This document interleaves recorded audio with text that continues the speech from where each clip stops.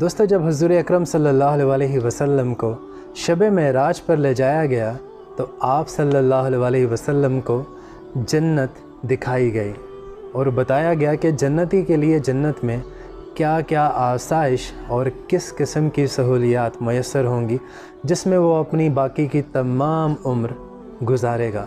اور جنت کے ساتھ ساتھ آپ صلی اللہ علیہ وسلم کو جہنم بھی دکھائی گئی، اور جب جہنم دکھائی جا رہی تھی تو وہاں پر ایک عورت کو عذاب ہو رہا تھا،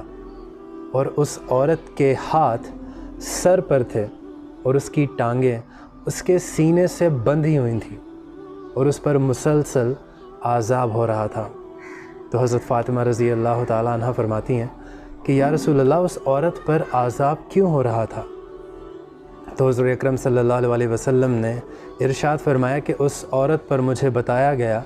کہ 4 وجوہات کی وجہ سے اس پر عذاب ہو رہا تھا۔ تو آپ صلی اللہ علیہ وسلم نے پہلی وجہ بتاتے ہوئے فرمایا کہ وہ ایسی عورت تھی جو پاکی اور ناپاکی کا خیال نہیں رکھتی تھی۔ مثلا اگر اس کے کپڑے ناپاک ہیں تو وہ اپنے کپڑوں کا خیال نہیں رکھتی تھی، اگر اس کا جسم ناپاک ہے تو وہ اس کا بھی خیال نہیں رکھتی تھی، اس وجہ سے اس پر یہ عذاب نازل ہو رہا تھا۔ دوسری وجہ بتاتے ہوئے ہمارے نبی کریم صلی اللہ علیہ وسلم نے فرمایا کہ وہ عورت نماز کو وقت پر ادا نہیں کرتی تھی، کبھی جلدی کر لیتی تھی اور کبھی دیر سے۔ اور ہمارے ہاں اکثر ایسا ہوتا ہے کہ جب ہم سارے کاموں سے فرصت کر لیتے ہیں تب جا کے ہم نماز ادا کرتے ہیں، یا پھر کبھی ہم ایسے کام میں لگے ہوتے ہیں تو ہم سوچتے ہیں کہ ہم نماز کو بعد میں ادا کر لیں گے، اور جب ہمیں کوئی کام نہیں ہوتا تو تب بھی اگر اللہ ہدایت دے تو ہم نماز ادا کر لیتے ہیں۔ تو اس طرح سے اگر انسان کا یہ تسلسل ہے کہ وہ کبھی جلدی کبھی دیر سے پڑھتا ہے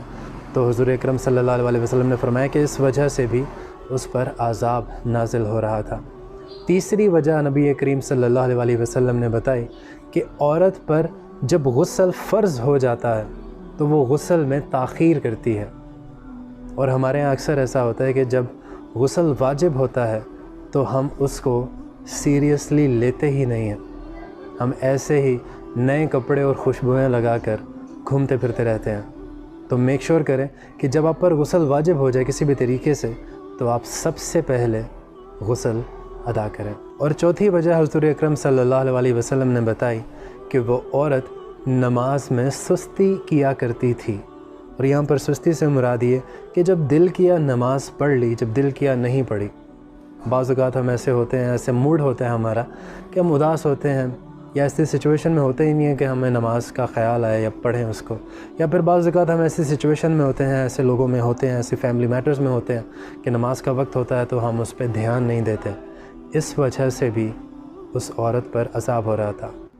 تو اگر ہم ان چاروں پوائنٹس کو ملائیں تو 2 وجوہات نکل کر سامنے آتی ہیں۔